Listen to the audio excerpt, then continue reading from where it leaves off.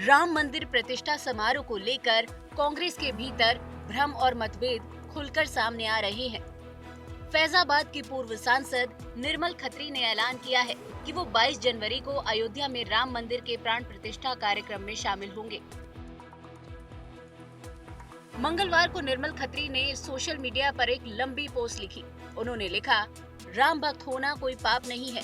मुझे इस भक्ति पर गर्व है और मुझे इस बात पर भी गर्व है कि मैं प्रभु राम की नगरी का निवासी ही नहीं, वरन मेरी जन्मस्थली और कर्म भूमि भी अयोध्या है। सभी धर्मों के लोगों को अपने इष्ट देव पर गर्व करना चाहिए। खत्री का ये ऐलान इसलिए महत्वपूर्ण है क्योंकि कांग्रेस का केंद्रीय नेतृत्व पहले ही इस कार्यक्रम में शामिल होने से इनकार कर चुका है। मल्लिकार्जुन खड़गे, सोनिया गांधी और अधीर रंजन चौधरी को मंदिर ट्रस्ट की ओर से प्राण प्रतिष्ठा समारोह में शामिल होने का न्योता दिया था, लेकिन उन्होंने इसे ठुकरा दिया। उनके इनकार के बाद से ही इस मुद्दे पर पार्टी का भ्रम सामने आने लगा है। पहले यूपी कांग्रेस ने अपने नेताओं को अयोध्या भेजने का फैसला किया। 15 जनवरी को यूपी कांग्रेस अध्यक्ष अजय राय के नेतृत्व में नेताओं का एक दल अयोध्या में रामलला के दर्शन करने पहुंचा। दर्शन के बाद उन्होंने क्या कहा, आप भी सुनिए। अरे हम लोग तो पहले से तय था, आप जानते हैं कि भगवान रामलला का दर्शन करेंगे और यहाँ पे जय जय सिया राम होगा। हम लोग दर्शन करने आए। मकर संक्रांति के दिन चलें, सरजू जी का स्नान करेंगे, स्नान करके और भगवान का दर्शन करेंगे। रामलला के लिए, रामलला हम सबके हैं, हम सब में राम है। हम भगवान राम का दर्शन करके आशीर्वाद लेंगे। निर्मल खत्री ने अपने पोस्ट में आगे जो लिखा वो राम मंदिर मुद्दे पर कांग्रेस की रणनीति पर सवाल खड़े करता है।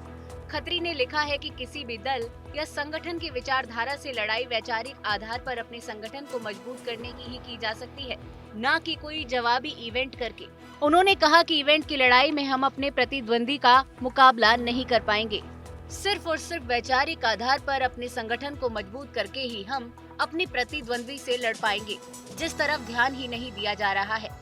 एक सच्चा कांग्रेसी होने के नाते मेरा ये आग्रह है कि इवेंट की पॉलिटिक्स को छोड़कर हम अपने विरोधियों से वैचारिक धरातल पर मुकाबला करें।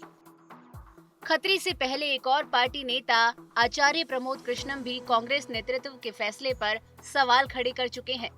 प्रमोद कृष्णम ने तो मिलिंद देवड़ा की पार्टी छोड़ने पर ये तक कह दिया कि ये राम के प्रकोप का असर है। मिलिंद देवड़ा का जाना बहुत दुखद और अफसोसजनक है और भगवान राम के मंदिर के निमंत्रण को जिस तरह से ठुकराने का काम किया है, तो मुझे लगता है कि भगवान राम का प्रकोप प्रारंभ हो गया है। मैं भगवान से प्रार्थना करता हूं कि कुछ लोगों की गलतियों की सजा पूरी कांग्रेस पार्टी को ना दे। कांग्रेस के अंदर इस भ्रम का बीजेपी को एहसास है और वो इसका भरपूर फायदा उठाने की कोशिश में लगी है। बीजेपी एक और तो कांग्रेस पर हिंदू विरोधी होने का आरोप लगा रही है, तो दूसरी ओर ये भी कह रही है कि पार्टी चाहकर भी राम भक्तों को राम से दूर नहीं रख सकती। जब अपनी ही पार्टी में अन्याय करें, राम भक्तों को राम जी से दूर रखने का प्रयास करें, तो राम भक्त कहाँ उनकी सुनने वाले हैं। इसलिए कांग्रेस में भी उनकी नहीं कोई सुन रहा। और मैं तो ये कहूँगा, एक के बाद दूसरे घमंडिया गठबंधन के नेताओं ने कभी सनातन धर्म को कुचलने की बात कही, अपमानित किया, हिंदुओं के बारे में अनाप शनाप बयान दिए। कोई ऐसा मौका नहीं छोड़ा जहां तुष्टीकरण की राजनीति के चलते हिंदुओं को अपमानित करने में कांग्रेस या सहयोगी दल पीछे रहे हों। कांग्रेस की उलझन की बड़ी वजह ये भी है कि बीजेपी राम मंदिर के निर्माण का सारा श्रेय खुद ले रही है।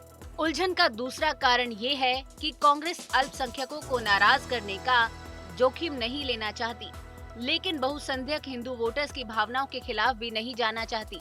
इसलिए पार्टी का केंद्रीय नेतृत्व एक और तो प्राण प्रतिष्ठा कार्यक्रम से दूर रहने का फैसला करता है, लेकिन राज्यों के नेताओं को इसमें शामिल होने से नहीं रोक रहा।